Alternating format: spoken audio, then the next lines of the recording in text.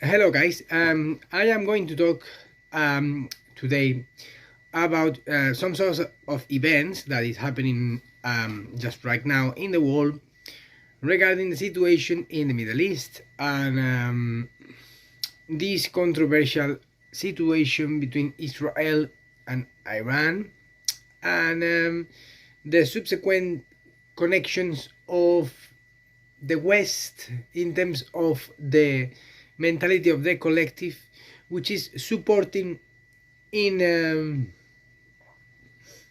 a strange fashion. I would rather say that this Western world is kind of manipulated as a crowd in order to defend some ideologies and political ideas who are erroneous. And those masters of the puppets, we being the puppets that control the show that is happening now in the earth, are using those collective tools to manipulate again and again and again society and the public opinion.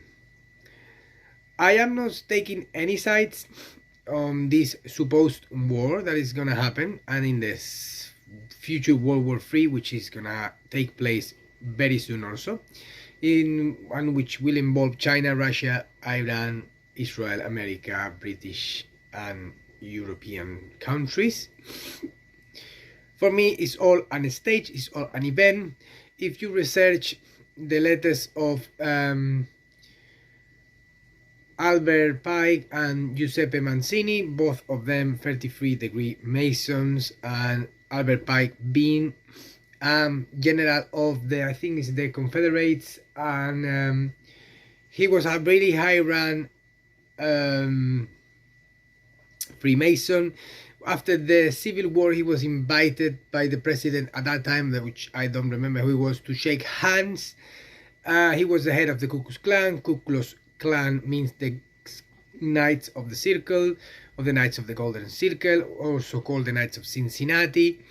Mostly a lot of, I think mainly all the presidents of the United States have to belong to the Golden Circle on the Order of Cincinnati, which is in Cincinnati. And anyway, I'm getting a bit out of topic here, but in the letters that Giuseppe Mazzini and Albert Pike, they wrote to each other, basically Albert Pike explained to Giuseppe Mazzini in Italy how the three world wars are going to develop. Some people say that it's a scam. I do not believe that it's a scam. Some people say that they were in the British Museum before the First World War, which it makes sense because they predict the three world wars, so it's normal that they disappear before the war started.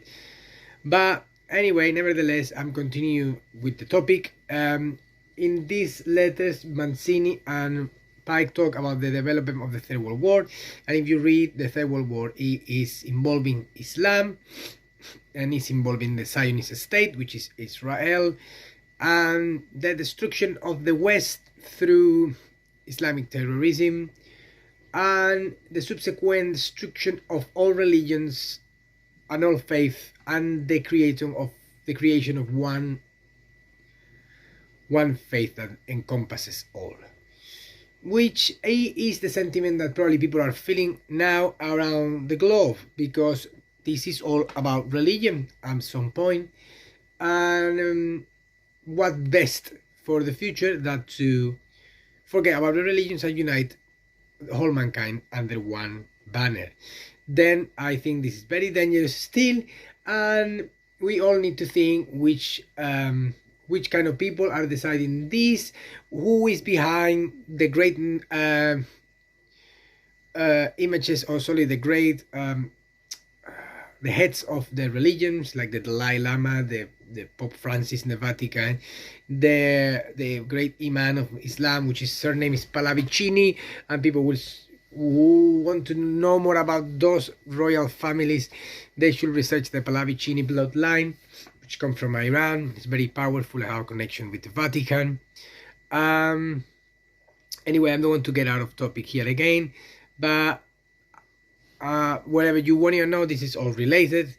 I usually do my videos regarding self-help and psychological help, and how to understand better psychology of the human psyche. But I think this is all related too, because we live in a highly collectivistic world in which we are not individual. We don't want to be individuals anymore. It's a fact in mankind that we have self-loathing, and that's why people choose to join collectives and groups and different ideologies in order to not face themselves and their own troubles, that we all have our own traumas, and take responsibility from our lives. And I wanted to use a rather long quote from the book of The Crowd of Gustave Le Bon, which is a priceless book. You should have it if you want to learn more about how crowd mentality works. And I think this is a great example of how the Western world is reacting towards this conflict in Palestine and the rest, and how the collective is being used as a manipulative tool to provoke and continue a war and the killing of innocent people, regardless of where they are from. They can be from Gaza, they can be from Israel, they can be from anywhere in the world. They can be people who are being stabbed every day in the streets of European countries nowadays, just for the fact of different religious ideology or cultural clashes. So let's quote from page 25 of Gustave Le Bon, and the chapter is called The Exaggeration and Ingenuousness of the Sentiments of Crowds. And I quote, it's a rather long quote, so let's get ready. I'm sorry for my accent, I'm not the best English speaking person, but I'm trying to do my best. I've been here for 15 years, I'm from the south of Spain and my accent is really thick. But anyway, I hope you understand what I say. Let's go. Whether the feelings exhibited by a crowd be good or bad, they present the double character of being very simple and very exaggerated. On this point, as on so many others, an individual in a crowd resembles primitive beings, inaccessible to fine distinctions. He sees things as a whole, and is blind to their intermediate phases. The exaggeration of the sentiments of a crowd is heightened by the fact that any feeling, when once it's exhibited, communicating itself very quickly by a process of suggestion and contagion.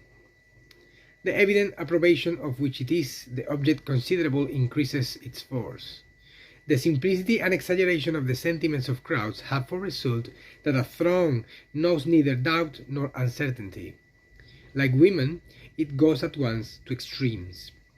A suspicion transforms itself as soon as announced into incontrovertible evidence. A commencement of antipathy or disapprobation, which in the case of an isolated individual would not gain strength, becomes at once furious hatred in the case of an individual in a crowd. Sound familiar? The violence of the feelings of crowds is also increased, especially in heterogeneous crowds, by the absence of all sense of responsibility. And that's why we see violent actions when, like, protest happens. The certainty of impunity, a certainty the stronger as the crowd is more numerous, and the notion of a considerable momentary force due to number make possible in the case of crowds sentiments and acts impossible for the isolated individual. In crowds, the foolish, ignorant, and envious persons are freed from the sense of their insignificance and powerlessness, and are possessed instead by the notion of brutal and temporary but immense strength. Dangerous of the crowds, indeed.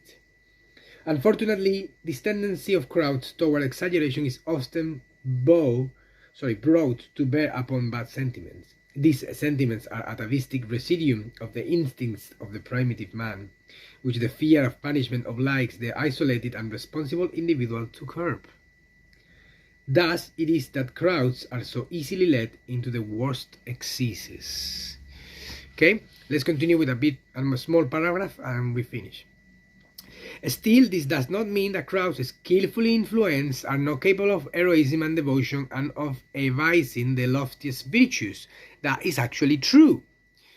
They are even more capable of showing these qualities than the isolated individual, which is actually true too. But let's continue. We shall soon have occasion to revert to this point when we come to study the morality of crowds. That's in a future, some more information that this guy read in the book, but I'm not gonna go for it. So I continue. Given to exaggeration in its feelings, a crowd is only impressed by excessive sentiments. An orator wishing to move a crowd must make an abusive use of violent affirmations, and this is what is happening all the time in television, in the media, with leaders of the world when they want to make a speech in which they want to influence the crowd and the public opinion in his favor or her favor.